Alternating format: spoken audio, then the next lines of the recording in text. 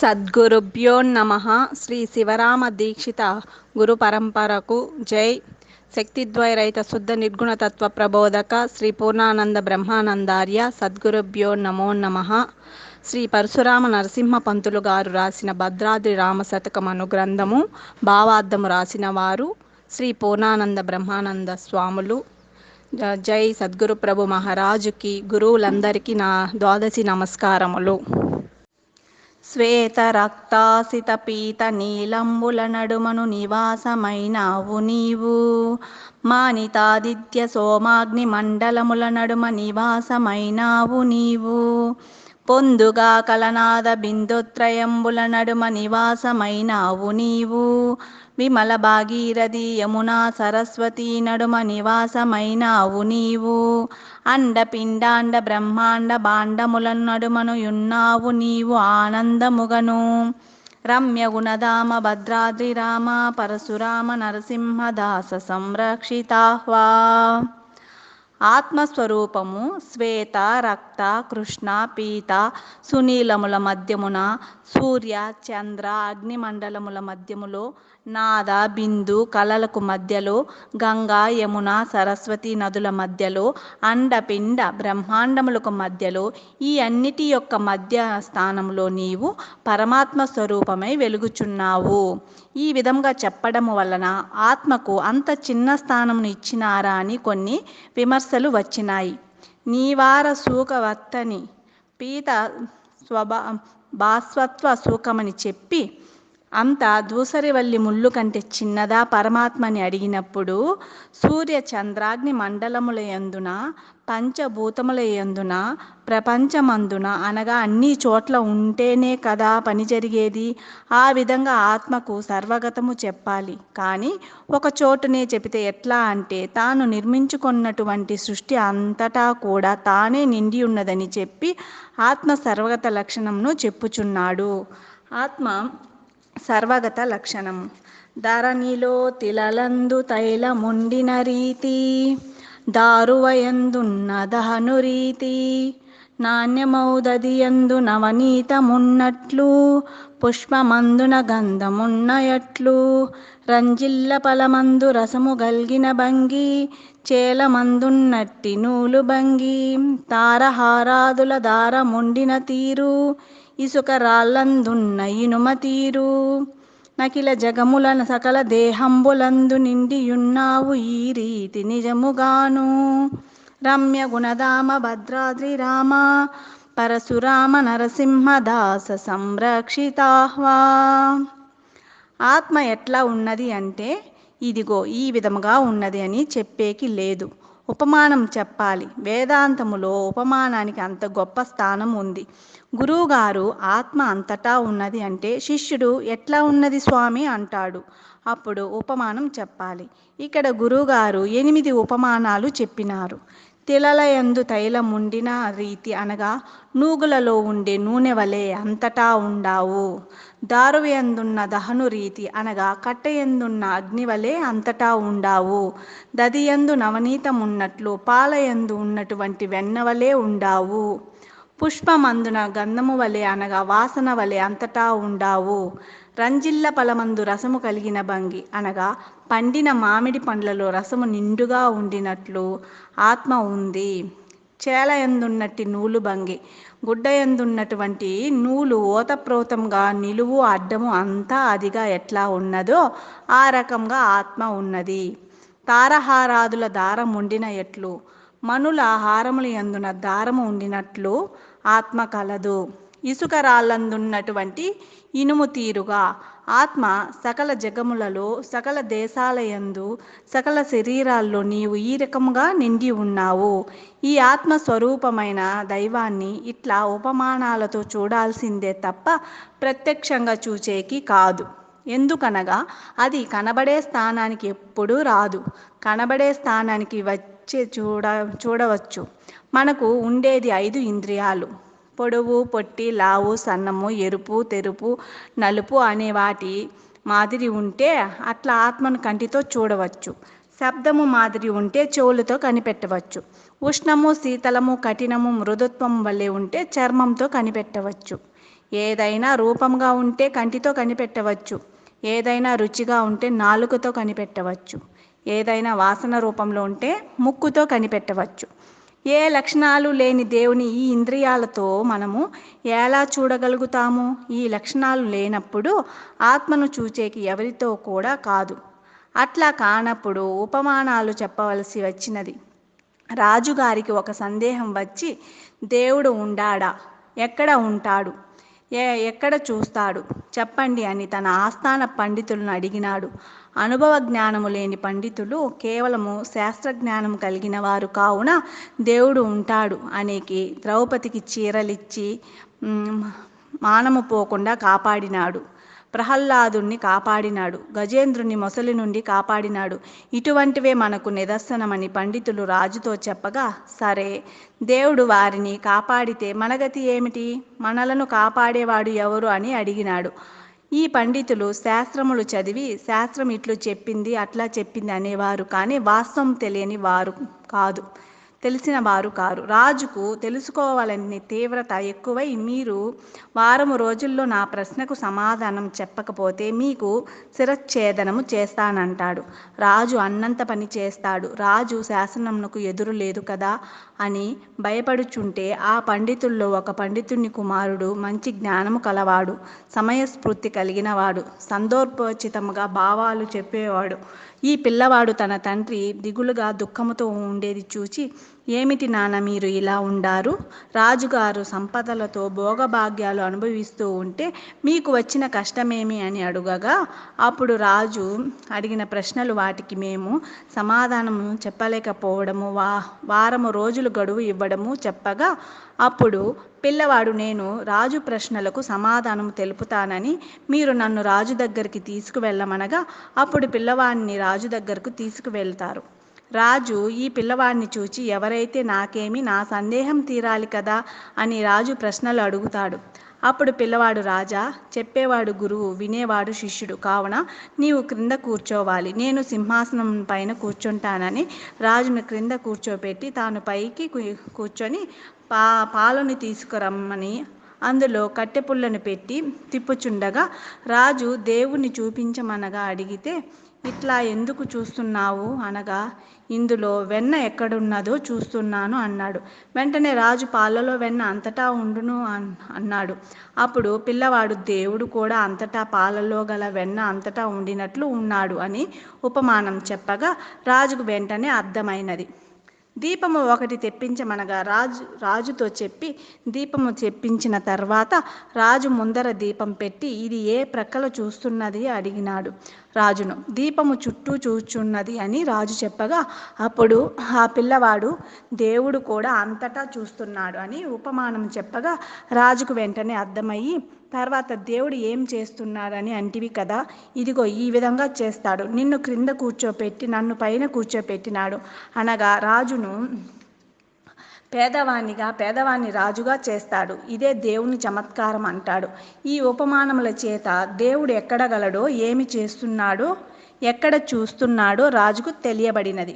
ఈ విధముగానే ఆత్మ సర్వగత స్థానములను తెలుసుకోవాలంటే ఉపమానముల చేత చెప్పి మనకు తెలియజేసినారు. నూగుల్లో నూనె, కట్టెలో అగ్ని, మామూలుగా వాటిని ముక్కలు ముక్కలుగా చేస్తే అవి కనబడవు. కట్టెకు నిప్పు పెడితేనే అవి కాలిపోవును, ఊరకే నిప్పు అందులో కానరాదు. కావున బాగా విచారించి చూస్తేనే ఆత్మతత్వము ఇట్టిదని తెలియబడును. ఆత్మ సర్వగతము ఉన్నదని తెలిసి తర్వాత దేహేంద్రియ లక్షణత్వాన్ని మనకు గురువుగారు బోధిస్తారు. ఇక్కడ ఆత్మకు లక్షణాలన్నిటినీ విడదీసి చెప్పినాడు.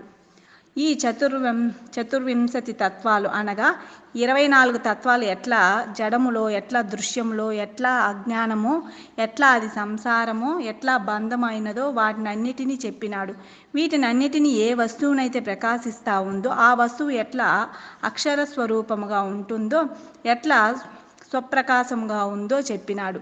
ఈ ఆత్మ ఈ సృష్టిని అంతా సర్వగతంగా ఎట్లా ఉందో చక్కగా తెలియజేసినాడు. ఈ విధంగా తెలిపిన తర్వాత నిన్ను ఏ విధంగా అంటకుండా ఉండాడో తెలుపుతూ, వీటినన్నిటినీ ఏ వస్తువు అయితే ప్రకాశిస్తూ ఉందో అదే నీ నిజస్వరూపమని దేహేంద్రియాల నుండి విడిపిస్తాడు. నా తల్లి నా తండ్రి నా సతుల్ నా సుతుల్ నా పశు సంగంబు నా గృహంబు నా భూషణంబులు నా వాహనంబులు నా క్షేత్రపాత్రముల్ నా ధనంబు నా ధాన్యమని పల్కినప్పుడు పురుషుండు తానవిగాక వేరైన విధమున నా శరీరంబు నా ఇంద్రియంబులు నా జీవధర్మముల్ నా గుణంబులనుచు పలికిన దేహేంద్రియాలకు నీవు వేరుగా నుందువు నిశ్చయముగా. రమ్య గుణధామ భద్రాద్రి రామ పరశురామ నరసింహదాస సంరక్షితాహ్వా. నా తల్లి నా తండ్రి నా సతుల్ నా సుతుల్ నా పశువులు నా గృహము నా భూషణములు నా వాహనములు నా భూములు నా ధనము నా ధాన్యము నా శరీరము నా ఇంద్రియములు నా జీవధర్మములు నా గుణములు నా దేశము నా ఊరు అన్నప్పుడు వీటికి మనము వేరుగా ఉండి అంటున్నాము కదా. వాస్తవమునకు మనము వేరుగానే ఉంటాము. అనగా ఆత్మ ప్రపంచమునకు దేహమునకు విలక్షణముగా చైతన్య స్థానంలో ఉండును. ఈ ప్రపంచ శరీరాలు జడములు. మనము ఫ్యానును అందలి విద్యుత్ శక్తిని బల్బును అందులో వెలిగే శక్తిని చూచినప్పుడు ఫ్యాను బల్బును వేరుగా చూచి అందలి వెలిగే శక్తిని వేరుగా గ్రహించినట్లు ఈ శరీరంలో చైతన్యమైన ఆత్మను జడమైన శరీరం నుండి వేరు చేసి విలక్షణంగా గ్రహించాలి. ఆ ఆత్మ శరీరంతో ప్రపంచంతో కలిసి ఉన్నప్పుడు ఇది అంతా ఎరుకనే అని అనుకోవడము పెద్ద విద్య కాదు. ఈ విధంగా ఎవరైనా అంటారు. కొందరు సులభంగా పరిపూర్ణము ఇదిగోనని చెప్పి కనబడే దృశ్యమైన ప్రపంచమును ఎరుక అని చెప్తారు. ఇది సరైన పద్ధతి కాదు. ఇంకా కొంతమంది దృశ్యమైన ప్రపంచముని ఎరుకని దీనిని నమ్మకూడదని ఎరుగని పద్ధతిలో చెప్పి ఇది ఎరుకను విడుచుట అంటారు. దేవుడు లేని చోట ఎక్కడ ఉందిరా, నీలో దేవుడు ఉండాడురా అంటారు కొంతమంది. దేవుడు నీలో ఎట్లా ఉండాడురా అంటే ఈ దేహమే దేవాలయము, అందులో ఉండేవాడు దేవుడు శాస్త్రం చెప్పినదని చెప్తాడు. ఈ దేహంలో ఉండి నేను అనేవాడే దేవుడని ప్రత్యక్షంగా ఎరుగలేక దేహంలో దేవుడుండాడంటాడని అపరోక్షముగా తెలుపుతాడు. దేహమును దేవాలయమని ఎందుకు చెప్పవలసి వచ్చినదంటే ప్రాచీన ఋషులు ఈ దేహాన్ని బాగా అర్థం చేసుకొని ఈ దేహమే దేవాలయమని దేవాలయమును మన దేహం ఉన్నట్లు నిర్మించినారు. ఈ రోజుల్లో కట్టే చిన్న చిన్న దేవాలయాలు కాదు, ఆగమ శాస్త్రం అనుసరించి కట్టిన దేవాలయాలన్నీ మనము చక్కగా పడుకున్నప్పుడు ఎట్లా మన శరీరం ఉండునో అట్లే దేవాలయము ఉండును. గర్భగుడి శిరస్సు గాను, హాలు అంతా బాడీ గాను, ధ్వజస్తంభం లింగము గాను, పాదములు ముఖద్వారములు గాను పోలి కడతారు. గర్భగుడిలో 2 దీపాలు 2 కండ్లకు మధ్యలో మూల విరాట్ స్వరూపం మన భూమధ్య స్థానంలో ఉండే చైతన్య పరమాత్మగాను, గంట నోటికి చిహ్నముగాను, కడ్డీలు ఉచ్ఛ్వాస నిశ్వాసలుగాను మనము ఎరగాలి. టెంకాయను కొట్టి మనము లోపల ఉండే స్వచ్ఛమైన కొబ్బరిని అక్కడ పెట్టినట్లు మనలో స్థూల సూక్ష్మ కారణ శరీరములు అనే నేను కాదని ఆ మహాకారణ శరీరమే నేనని ఎరగాలి. దేవాలయమును విచారించి శరీరమును దేవాలయముగా భావించి ఇందులో ఉండే ఆత్మయే నిజదైవమని తెలుసుకోలేక మనవారు గుడి చుట్టూ తిరిగితే సరిపోతుంది అని తమ జీవితమంతా తిరుగుచూ దేవుని సంగతి తెలుసుకోలేరు. దేహము నిజమైన దేవాలయమని, ఇందులో జీవుడు పరమాత్మ స్వరూపుడని నిజమైన జ్ఞానము చేత బాగా అర్థం చేసుకొని పూజలు చేయమన్నారు పెద్దలు.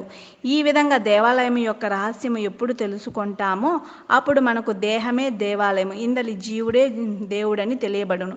ఈ విధంగా విచారించకపోతే ఒట్టి మాటల చేత దేవుడు మనలోనే ఉంటాడు అంటారు.